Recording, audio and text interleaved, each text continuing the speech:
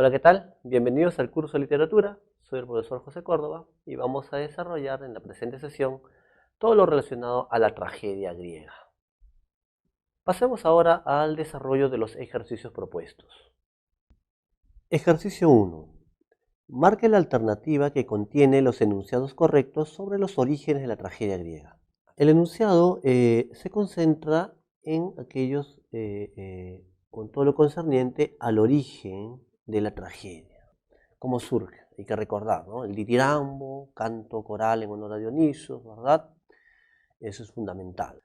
A ver, en cuanto a los orígenes, el primer enunciado dice: la presencia del corega propició la posterior aparición del actor. A ver, ¿quién era el corega? El corega, básicamente, era el ciudadano rico que asumía los gastos de la representación. El actor aparece más bien a partir del corifeo, que era el director o solista. Entonces, este enunciado es falso. Dice, la designación griega para el actor era el que escucha y juzga. A ver, cuando surge el actor, ¿no?, en lengua griega, significa el que responde, no el que escucha y juzga, ¿no? Por lo tanto, este enunciado también es falso. Enunciado 3. Los integrantes del grupo coral aparecían vestidos de sátiros. Correcto. Los coreutas o integrantes del coro, entonces, también se representaban como unos sátiros, personajes pues que acompañaban a Dionisos. Muy bien. El sátiro es una especie de personaje entre mitad cabra, mitad humano. Muy bien. Entonces, verdadero. El término tragedia significa canto de los machos cabríos. Correcto. La palabra tragedia hace alusión al canto de estos sátiros, de estos machos cabríos, en honor a Dioniso. Y también se puede interpretar como el canto en honor al sacrificio de un macho cabrío, ya que era un ritual donde también se sacrificaba un animal. Entonces, este enunciado es verdadero también. Nos pide cuáles son los correctos. Entonces, el 3 y el 4. Clave la C. 2. Marque la alternativa que completa correctamente el siguiente enunciado. Con respecto al momento en el cual se desarrollaban las tragedias, estas eran representadas. Muy bien. Acá el enunciado se concentra al momento o en la época en que se representaban las tragedias. ¿Correcto? ¿Qué dice la teoría? Tenemos las grandes dionisíacas y las pequeñas dionisíacas. Las grandes dionisíacas, también llamadas urbanas, en los meses de primavera, en abril para el mundo griego, en las grandes dionisíacas se representaban las tragedias, ¿ah? Que podían ir acompañadas de una especie de drama satírico. Y en las pequeñas dionisíacas, también llamadas leneas o rurales, más bien eran para las comedias, y eran por los meses de otoño, ¿no? Entonces, las grandes tragedias se representaban pues en las grandes dionisíacas, llamadas también urbanas. ¿Por qué no la A? Los ditirambos, dice, eran en honor a las divinidades griegas, ¿no? Hay que ser específico, en este caso a Dionisos, o Baco, como le llamaron los romanos, ¿no? Dice, después de 3 comedias y previo un ramo satírico, las comedias eran en las pequeñas dionisíacas o leneas. En los ditirambos como homenaje al dios supremo Zeus, los ditirambos eran un homenaje a Dionisos. Muy bien, entonces la respuesta es la B. Ejercicio 3. Marque la alternativa que completa de manera correcta el siguiente enunciado sobre la representación trágica. En el año 472 a.C., en Atenas se inauguró un teatro en honor a Dionisos. En su estructura había un espacio semicircular denominado orquesta, en el cual solían ubicarse los quienes se encargaban de. A ver, ¿qué dice acá el enunciado? Los teatros griegos en los teatros griegos se podían identificar 3 partes. Lo que era pues el teatrón, o sea, las graderías donde se ubicaba pues el público. la orquesta, que era el espacio semicircular, y allí se ubicaban ¿quiénes? Los coreutas, los integrantes del coro. ¿Ah? Ahora, ¿qué hacía el coro? Como dice su nombre, el coro se encargaba de las partes cantadas. En cambio, las partes recitadas eran para el actor. ¿Ah? Entonces el coro canta y el actor recita. A ver, entonces ponemos acá. Los coreutas, ahí se ubicaban en la orquesta y se encargaban de entonar las partes cantadas durante su escenificación. La clave es la D. No pueden ser los actores porque los actores se ubicaban en la escena, que era el espacio rectangular. No puede ser los coregas porque los coregas el corega era el que asumía los gastos de la representación, no formaba parte de la representación, ¿no? El ciudadano rico nomás que asumía los gastos. Corifeos, había un corifeo, no varios corifeos. Muy bien, entonces la clave es la D. 4. Durante la representación trágica se apreciaba el uso de disfraces y máscaras por parte de los actores.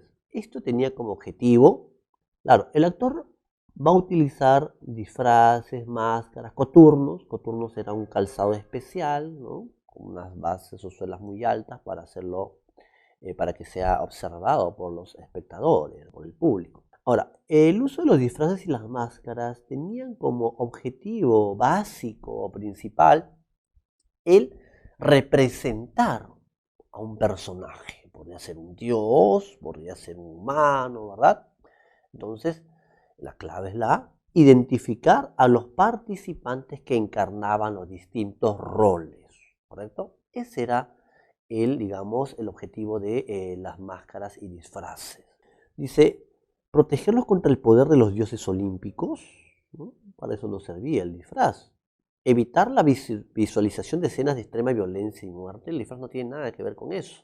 Hacer que el héroe afronte su destino con dignidad y grandeza, no, el disfraz no está asociado a ello. Se habla de héroe trágico porque éste va a afrontar un destino que le es adverso, y eso justamente lo hace digno y grande, ¿no? al héroe trágico, pero no tiene relación con el uso del disfraz. Entonces, respuesta la A. En su obra poética, ejercicio 5, Aristóteles manifiesta que la finalidad de la representación de una tragedia era la catarsis, la cual consistía en la...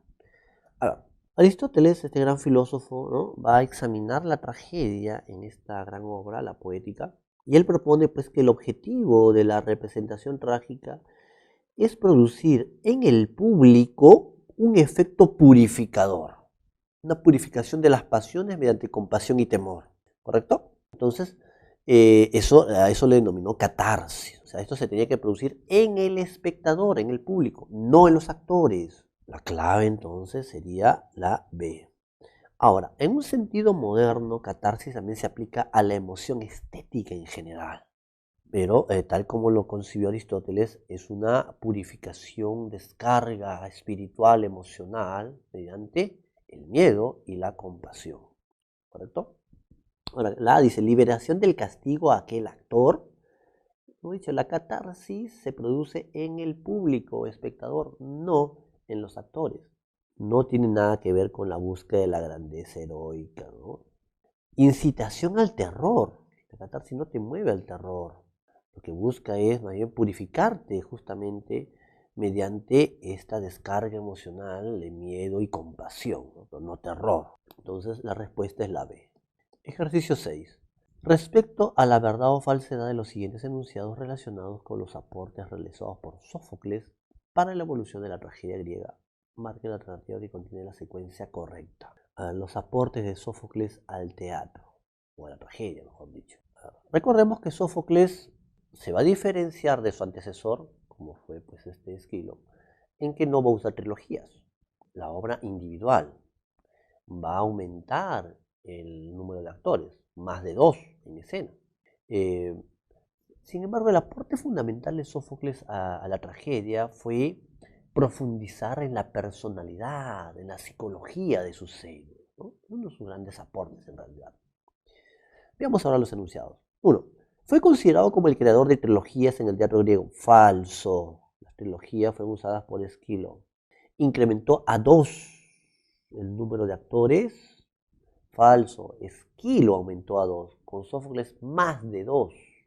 Profundizó en la personalidad y las motivaciones de sus héroes. Correcto. Hay psicología de personajes en Sófocles.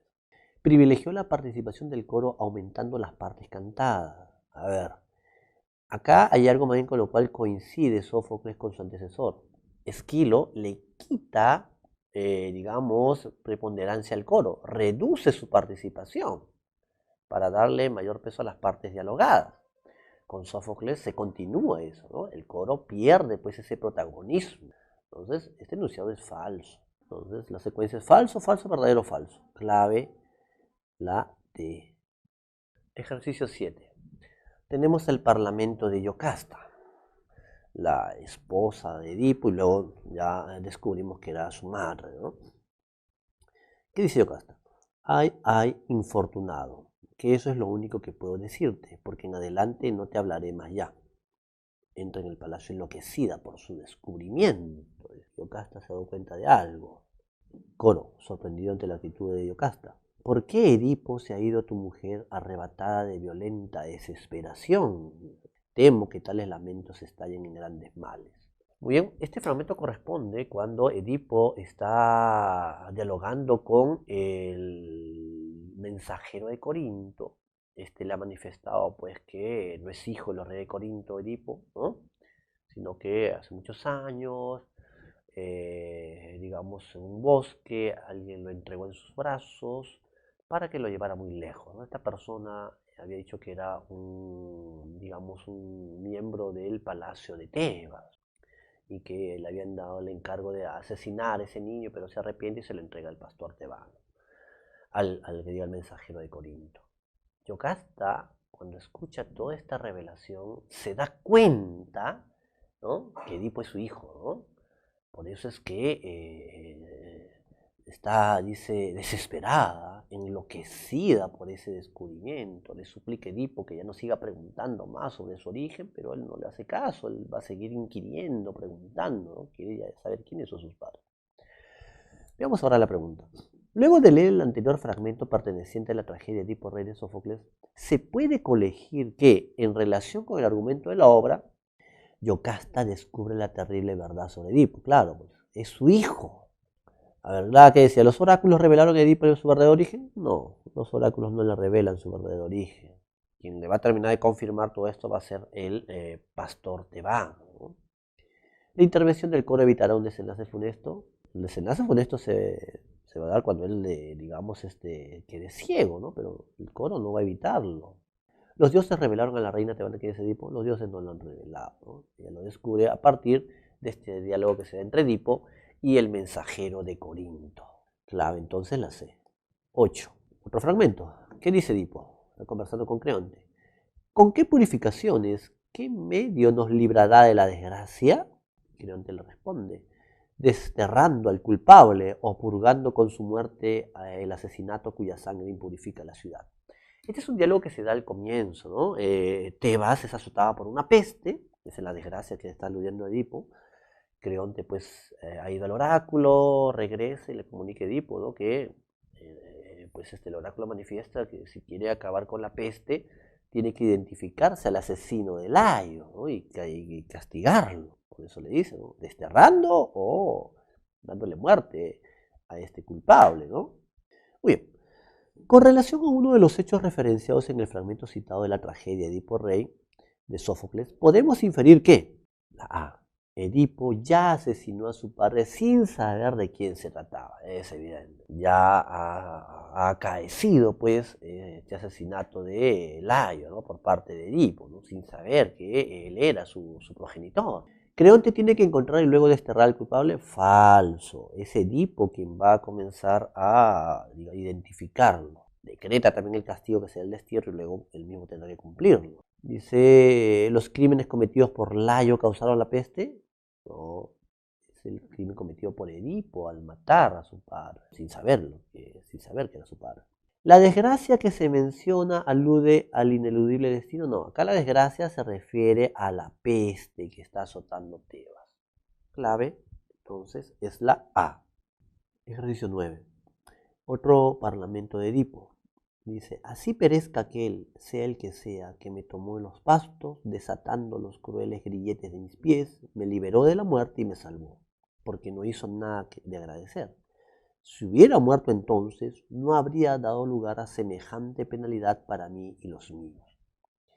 Este fragmento corresponde cuando Edipo se ha dado cuenta de la terrible verdad, que ha matado a su padre, ¿no?, el rey Layo, sin saber que era su padre, y se ha casado con su propia madre, ¿no?, Yocasta. Bien. Con respecto al anterior fragmento de la tragedia de Edipo, rey de Sófocles, marque la alternativa que completa de manera correcta el siguiente enunciado.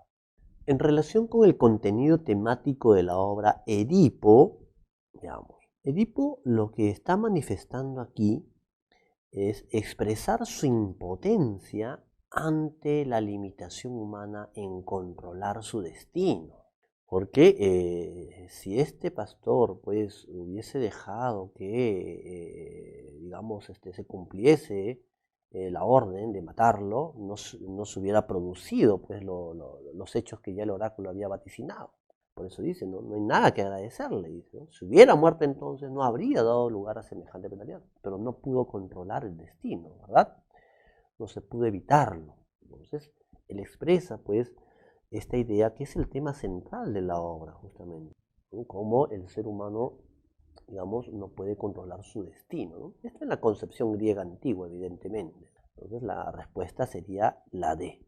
¿Por qué no la A? Dice, medita sobre los delitos cometidos y asume que Tiresias sabía la verdad.